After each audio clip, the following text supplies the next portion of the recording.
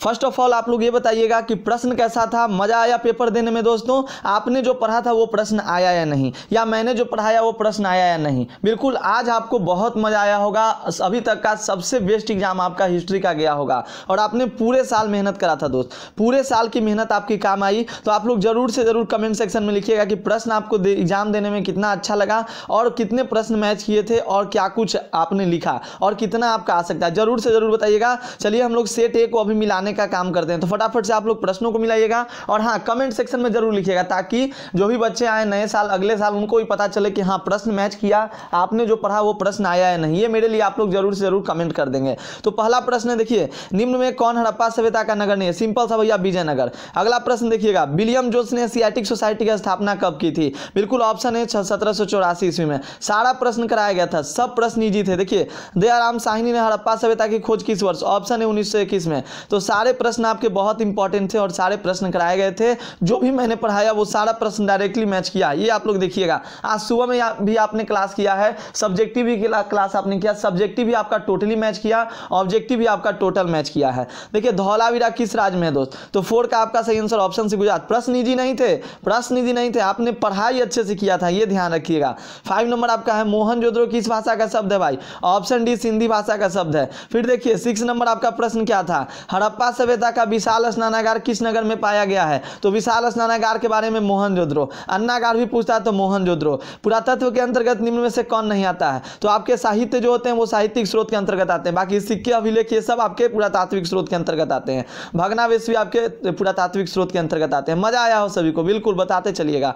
8 number है, लोथल किस नदी के किनारे स्थित है? भोगवा नदी। आप लोगों ने ऑप्शन सी को करा होगा। क्या गजब का प्रश्न था, आज आउट ऑफ 100 में आप लोगों ने 100 किया होगा, जरूर बताएंगे आप लोग। त्रिपिटक किस धर्म से संबंधित है? बौद्ध धर्म से। सुबह हम लोगों ने कितना रटा था इस प्रश्न को। 10 नंबर आपका है, राजा तरंगिणी किसने लिखा है? कल्हण ने भैया, कल्हण। बहुत ही सिंपल सा प्रश्न। 11 नंबर आप देखेंगे, अंगुत्तर निकाय में महाजनपदों की संख्या 16, महाजनपदों की संख्या 16। अगला, मगध साम्राज्य की स्थापना किसने की? बहुत अच्छा प्रश्न, बिंबिसार। क्या सिंपल सिंपल प्रश्न पूछ दिया है? सिंपल नहीं है भाई, आपने अच्छी तैयारी करी थी। हालांकि आपको जो सहायता प्रदान कराया गया था, कुछ सहायता भी आपको प्रदान करा दिया गया है मेरे टेलीग्राम के द्वारा, तो आप लोग ये भी याद रखिएगा। और आप लोग बस आप लोग को अच्छा लगता होगा, हाँ मैंने आपका इतना हेल्प कराया, तो आप लोग इस वीडियो को शेयर कर दीजिएगा और अपने आने वाले स्टूडेंट को, जो आपके बचे हुए जूनियर्स हैं, उनको जरूर से जरूर बताइएगा चैनल्स के बारे में, ताकि वो लोग भी अपनी पढ़ाई को जारी कर सकें और जल्द ही नया बैच शुरू हो जाएगा। 13 नंबर आपका प्रश्न है, चंद्रगुप्त मौर्य का शासनकाल क्या था? तो 13 का सही जवाब ऑप्शन डी 323 से 298 आप लगा दीजिए। हालांकि आपने पढ़ा होगा 322, लेकिन यहाँ पर याद रखिए 323 से 298।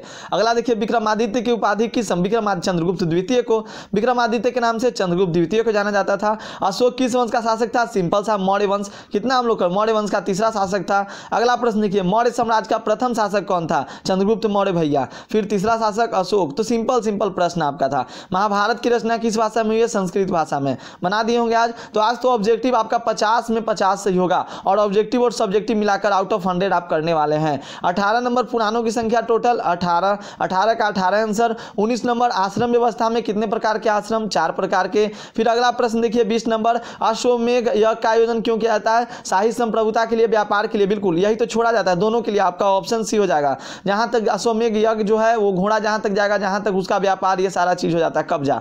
21 नंबर, महावीर स्वामी का जन्म कब हुआ था? सिंपल सा प्रश्न है, ऑप्शन है 540 ईसा पूर्व। आप लोगों ने करा होगा, जरूर से जरूर किया होगा।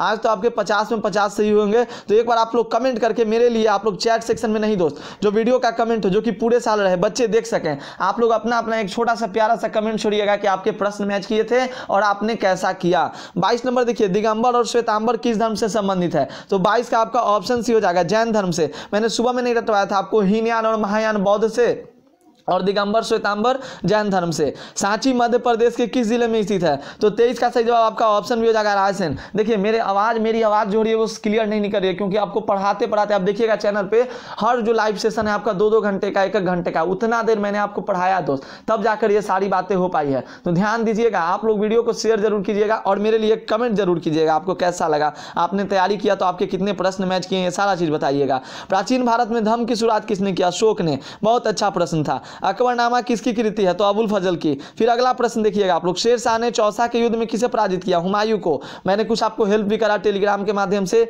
जितल किस धातु का होता था? तांबा का। अगला देखिएगा प्रश्न, जहांगीर के शासनकाल कब से कब तक था? 1605 से 1627। अकबर के काल में भूमि को कितने भागों में बांटा गया? तो 4 भागों में। अगला प्रश्न देखिएगा, नवरत्न किसके दरबार के थे? अकबर के दरबार के। फिर प्रश्न है, आईने अकबरी कितने भागों में विभक्त थी? तो 5 भागों में। भूमि कितने भागों में? 4 भागों में। हम लोगों ने रट रखा था। दिल्ली से दौलताबाद किस शासक ने अपनी राजधानी परिवर्तित की? मोहम्मद बिन तुगलक। गुलबदन बेगम ने किसके आग्रह पर हुमायूंनामा लिखा? अकबर के आग्रह पर, अकबर के आदेश पर, आग्रह पे नहीं आदेश पे। बादशाहनामा किसने लिखा? तो बादशाहनामा आपके लेखक हैं अब्दुल हमीद लाहौरी। अगला प्रश्न है, फतेहपुर सीकरी को राजधानी किसने बनवाया? बिल्कुल दोस्तों, अकबर ने। फिर देखिएगा नेक्स्ट प्रश्न को, नेक्स्ट प्रश्न आपका कहता है अकबर ने किस सन दीन-ए इलाही चलाया था? 1582 में। तो याद रखिएगा। फिर नेक्स्ट देखिए, अकबर का संरक्षक कौन था? बैरम खां। अगले प्रश्न को आप देखेंगे, भारत में मुगल वंश का संस्थापक कौन था? बाबर। तो याद रखिएगा 38 का आपका ये हो जाएगा। 39 नंबर, भारत का अंतिम मुगल सम्राट कौन था? बहादुर शाह जफर। तो 39 का आपका सी हो जाएगा, बहादुर शाह जफर। याद है ना। नेक्स्ट देखिए, अकबर के समकालीन इतिहास कौन थे? मुहम्मद खां। ये भी आपके कितने अच्छे अच्छे प्रश्न आए भैया, कितने अच्छे अच्छे प्रश्न आपसे पूछे गए हैं। नेक्स्ट प्रश्न को आप देखिएगा 41, पानीपत के प्रथम युद्ध में बाबर ने किसे पराजित किया? इब्राहिम लोदी को। फिर अगला प्रश्न है, अकबर के दरबार में प्रख्यात गायक तानसेन। सिंपल प्रश्न पूछा गया, ताजमहल किस नदी के किनारे? यमुना नदी के किनारे। आपने कितना सही किया ये बताइएगा। सुलह-ए-कुल की नीति किसकी थी? सुलह-ए-कुल की नीति किसकी थी? आप लोग बताइएगा। बिल्कुल भैया, अकबर की थी। फिर नेक्स्ट प्रश्न देखिएगा, किस मुगल शासक ने हिंदुओं पर जजिया कर हटाया? अकबर ने हटाया। अगला प्रश्न देखिएगा, रूस में भारत विद्या का जनक किसे कहा जाता है? जीएस लिविदव। सिंपल सा प्रश्न ये भी।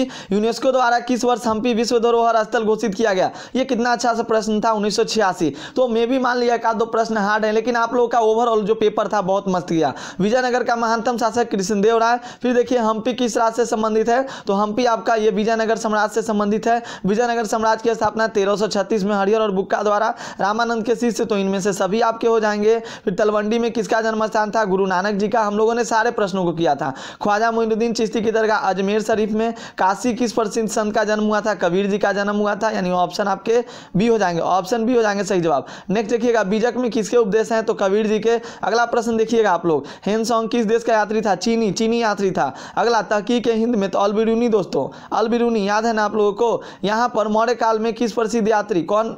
मेगस्थनीज। क्या प्रश्न क्या पढ़ना? अल-बिरूनी किसके साथ भारत आया था? महमूद गजनी के साथ। क्या प्रश्न था? अगला देखिए प्रश्न यहाँ पे, कैप्टन हॉकिंस किस मुगल शासक के दरबार में आया था? जहांगीर के दरबार में। तो कितना अच्छा अच्छा प्रश्न था, मे भी आप लोगों ने से बहुत अच्छा। दक्कन दंगा आयोग 1875। तो याद रखिएगा सारे टर्म्स आपके लिए इंपॉर्टेंट थे। तो मे भी मुझे लगता है, आई होप कि आपने मिलाने से कोई फायदा आज है नहीं, क्योंकि आज आपने बहुत अच्छा करा है। तो बस आप लोग कमेंट सेक्शन में ये बता दीजिएगा कि आपके एग्जामिनेशन कैसे गए, जो पढ़ाया वो आया या नहीं, सब्जेक्टिव में आया या नहीं, ये जरूर कमेंट सेक्शन में बताइएगा। हमारे लिए बहुत इंपॉर्टेंट है दोस्त, क्योंकि मैं पढ़ा रहा हूँ तो बच्चे कैसे जानेंगे? अगले साल के बच्चे आपके कमेंट से ही तो जानेंगे। तो जरूर से जरूर कमेंट करके बताइएगा। धन्यवाद। वीडियो अच्छी लगी वीडियो को लाइक कर दीजिएगा, और इसी तरह से पॉलिटी के लिए भी रेडी रहिएगा। पॉलिटी का भी युद्ध हम लोग चालू करेंगे। धन्यवाद।